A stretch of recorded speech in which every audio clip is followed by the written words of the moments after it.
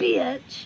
And I said, what'd you say to my sister? And I never stuck up for my sister, but Bang. Sponsored by Diet Coke. Diet Coke.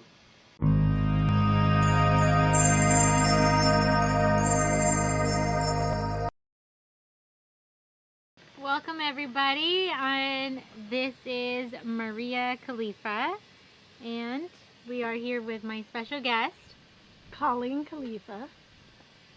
Today we are going to talk about what we have in common. We both grew up in the city of San Clemente in Orange County, California. And we actually happen to even go to the same high school.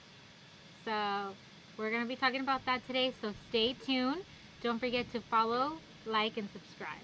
You were the first year, you were the first class that graduated in San Clemente High School. We were the first graduating class. There was only in San Juan Capistrano, the high school in San Juan Capistrano, that was the only high school around. And they used to make us sit outside on the street because we needed another high school.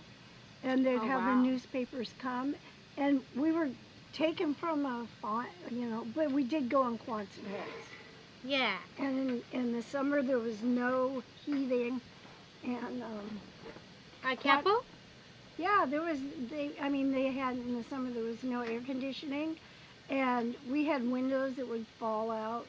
Those Quonset heads were really nasty, but there was some good classrooms. And they'd take you out of a good classroom and make you sit out there in the heat like we were poor, underprivileged, sweating kids. And then they got the approval for the San Clemente High. Wow. So you were going to Capo High School first? First, yeah. Up until junior year. And then senior, the new high school was ready and we switched over. That is cool. I actually myself also got to go to Capo Valley High School for my sophomore year, which was pretty cool, but definitely very different from San Clemente High School. But tell me about your graduating class. How was it back then? Like, how was your prom? And I didn't go to prom because we were like the kind of kids that wore black, and we were like the rebels. And so I was with that group, so we didn't go to prom, but I did go to the graduating all night at Disneyland party. And half the kids in my graduating class were pregnant. And there was only I can't remember, it was like 300 kids that graduated. And now I'm sure it's enormous. Yeah, but none of the boys wanted to walk with a pregnant girl. So I remember there was a big fight about that. Aww. And were you there with your siblings? Because I know you have a few siblings. You have a twin sister. My twin sister was there, yeah. And my brother Bob went there, but the other brother went to Catholic school. Bob was in Catholic school, and then he stayed home from school for a month. He ditched because he didn't want to go there. And he'd go out to the end of the pier and fish all day. Wow. And then my sister wrote him a note that said he had diarrhea. And so they called my mom because they thought nobody has diarrhea for 30 days. And my mom went, she was like a house, pregnant with a 10-pound baby. And he said he could hear her going boom, boom, boom, all the way down the pier, drag his butt home. Oh my God. So they just decided to let him go to, because in those days, girls, they didn't pay for their education. Yeah. They just figured girls is going to get married and get pregnant, barefoot and pregnant. So the boys, they were a priority. Wow. Well, I didn't go to high school with any of my siblings because I was the last child of my parents, and I was the only one that actually graduated high school out of 9 other siblings. I was number 10. And it was definitely different for me because it was not expected also. Like, it was not expected for me to graduate high school. It was not expected for me to even go to high school. So I had that kind of thing going for myself. And Because you were a girl. because I was a girl and nobody had gone to school. You know, my parents didn't go to school. My brothers and sisters went to maybe middle school, and that was it. We didn't really. My parents didn't see education as a priority. Well, yeah, I had Yeah. three. I had one brother that it was a very successful lawyer, but I had three little brothers or younger brothers, and none of them graduated. They all followed in the same footsteps. They did later, Yeah. but they didn't graduate with their graduating class. We arrived in San Clemente in 1959, I believe, and there was no 5 freeway. There was nothing. You just took the one, and the Sears was the only major store in Santa Ana that everybody shopped at. And most of San Clemente there was a lot of fields. It was a beautiful paradise. What year did you attend high school? 1961 through 65. I arrived at San Clemente in 1992 and graduated out of high school in 2008. What were your high school years? From 2005 to 2008. Moved there. Well, actually, San Juan, we went to school in Old Mission, and that was all Mexican background. And then San Clemente was retired people and Marines. We only had one black kid in our whole time of going to school in San Clemente High. And other than that, it was just Mexicans and whites, and I think the ratios were pretty even. In San Clemente, I think it's more whites than Mexican kids. I don't know what the ratio is, but it's pretty 50-50, I think, still to this day. After I graduated, there was no drugs in San Clemente. It was like a normal 50s, kind of a little backward town. And when I graduated from high school, all of a sudden the syndicate from back east started bringing the drugs in and introducing kids to the drugs. And they were giving them away for free. You'd go to a party. I remember being petrified and having to actually escape out of a party because they were shooting heroin. They were getting kids purposely hooked on drugs. What year was this? That was in probably 66, 67, and there was a lot of hippies, a hippie cult, a lot of marijuana, but it was mostly homegrown, and it was just laughing pot. But then we started going to parties, and then there was some serious stuff going on. People were getting their heads thrown against walls. There was a lot of LSD. A couple of my brothers, they had twins that we grew up with. They were hung in their front yards. Kids they were overdosing. They would take big bowls of their parents' pills and mix them all up. Well, a lot of that was for heart medication. And so they would die at the party, and they would take them up to the Ortegas. And there was like a valley, and they would push their bodies down. It was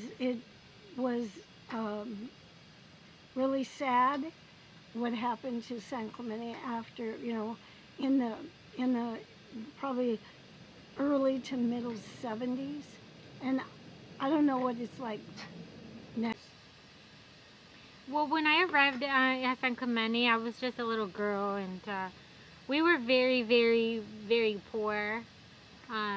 When I went to high school, I know that when I was in middle school, kids were already doing drugs, but I had grown up with like a mentality that, hey, if you do drugs, and if my parents were to ever find out, they would literally probably kick my butt really hard. So I was always scared to do drugs. I was just what do they call those kids that are straight edge or whatever? Just against drugs, against alcohol, against all drugs. But I know that everybody was doing drugs back in middle school. They would go to the bathroom and they would get high, or they would pop pills. Uh, so marijuana and pills were the drugs of choice back in middle school. In high school, it was two, but I knew that kids were already doing crack cocaine and mushrooms and stuff like that. So they were definitely getting into like heavy drugs in high school. And almost everybody was doing it. Everybody. And it was pretty sad because a lot of kids who had a lot of potential, they, they were addicted to drugs by the time we graduated high school. So a lot of them didn't even get to graduate because that's the route that they unfortunately had chosen.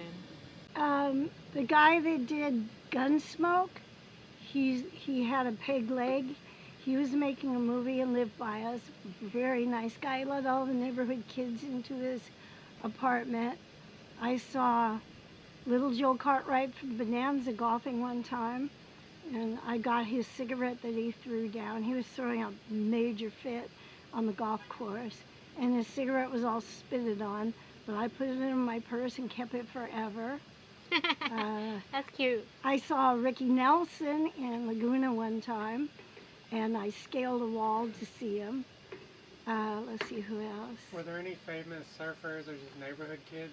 Oh, Murphy Surf Murphy. I went to school with Joyce Hoffman, Dee Dee Daly.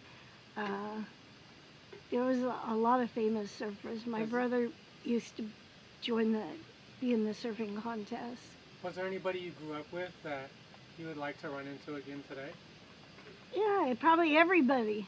I'd like to see how they aged and what they're doing. Yeah. Do you have any other names? Let me see. There was a girl named Catherine Ross, and I just remember most of their first names. I'm friends with quite a few of them on Facebook. What was their first names? There was a girl named Catherine. Lynn Waddle is passed. What street was this? I lived on Aragon. I lived by the grade school. And I lived on Del Comercio. I lived on Palizada right next to the jail cell. Where they have all the restaurants. The kids. There was a lot of famous surfers, yeah, like still today. And then there's this guy, I forgot what his name is, but he's a famous skateboarder. Do you know the name of him? No, Tony Hawk from San Diego is his best. No.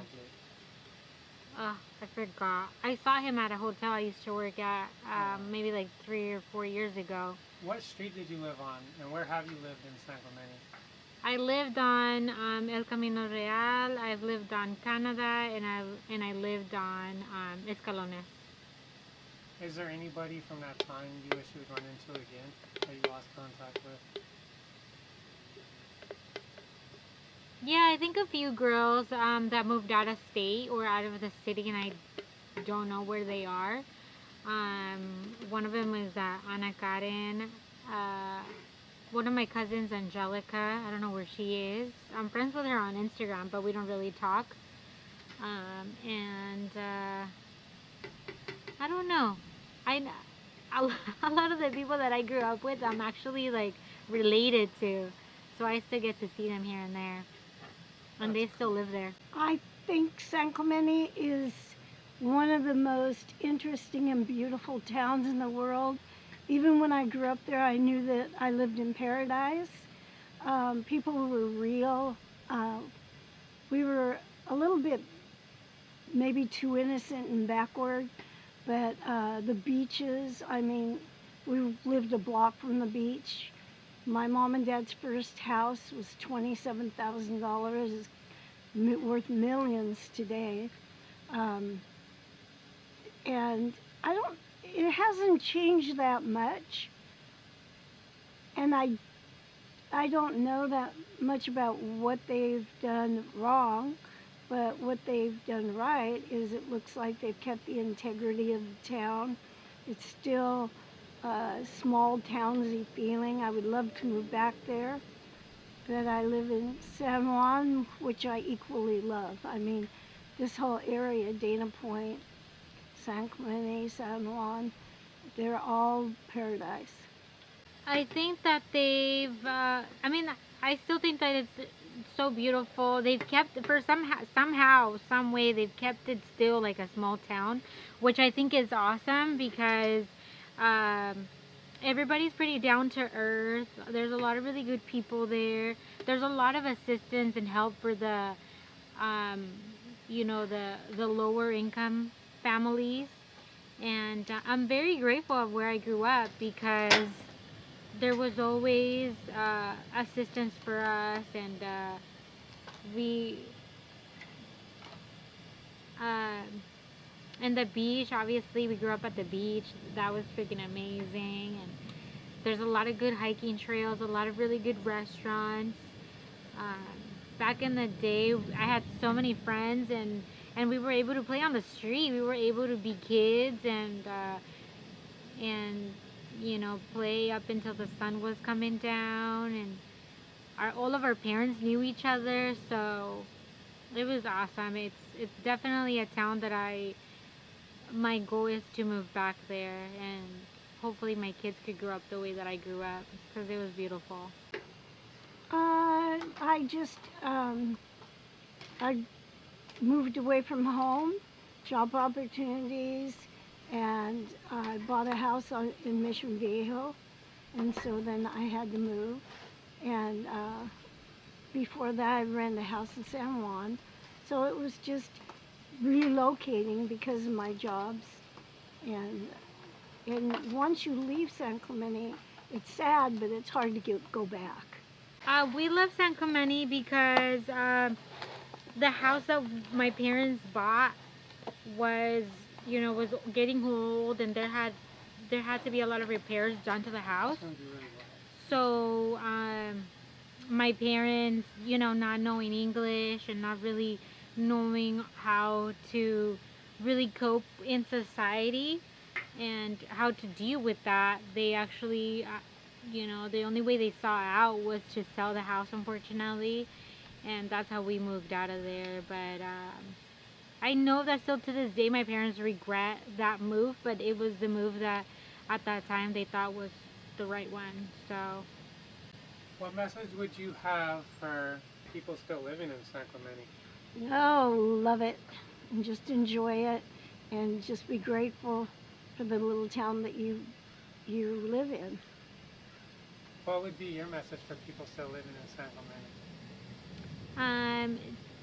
To hopefully keep the small town vibe, to help each other, and to be a good community and welcoming, I guess. Any final words, San Clemente? Bye, San Clemente. Any final words on San Clemente? San Clemente is definitely historic. It's a beautiful place. It's got a lot of history, and if you get a chance to visit San Clemente, I would definitely go there and visit the pier, visit the beach, the restaurants, and it's a lot of fun. So yes, thank you guys for tuning in, and stay tuned for what's to come as well. Don't forget to like and subscribe. Bitch.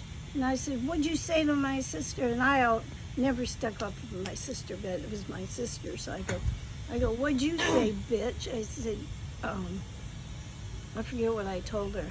But she stood up. She was like almost 180 pounds. And she had on a muumuu. And she was mean. I started a fight. She would have killed me. Yeah. But I ripped her muumuu, and the teacher sent her to the principal and told me I looked cute when I was angry.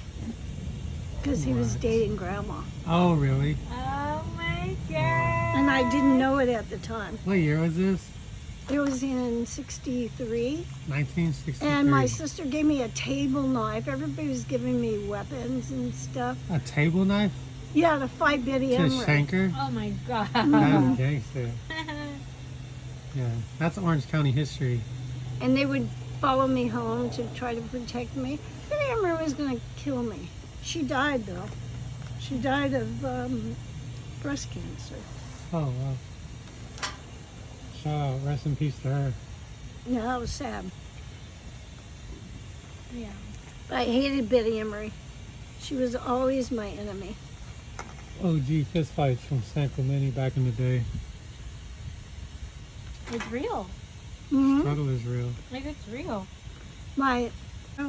We had a dance thing. There were the black keys, and me and my friend were the white keys. So we went over to the picnic drive, and we got it closed down because the surfers and the Mexicans were fighting. And so my brother goes, "Go home." And I go, "No, I'm not going to go home." He goes, "You're going to get hurt." And I go, "Mm-mm. Those are my friend's brothers. They were fighting his friends, the surfers." So then he pushed me, I pushed him back, we started fighting. Oh. But we got the campus closed down. Gangster. Wow, that was back then too. That was during my time too. Mm-hmm. On the hill, because we had upper campus and lower campus. Uh-huh. Then one of the white kids or somebody because there was two groups. There was the white kids and then there was the Mexican kids, and they'd always be fighting. Yeah, that was us. And somebody wrote on the pavement, "If you ain't white, it ain't right." So it created this huge fight. They had to close down the campus. Cops had to come. They were searching because somebody had a gun. Oh my gosh. It was like a whole riot. I love you. The whole school would go They're like, rushing. Fight, fight, fight. And my boyfriend, his name was Leonard Dobie, got in a fight. And he said he knew karate. He looked so stupid. I was like all proud because he's my boyfriend. And then when I saw him start fighting, I just shrunk away because he was like kung fu kicking. Yeah. But in the air, and the guy would just flip him over. And he lost big time.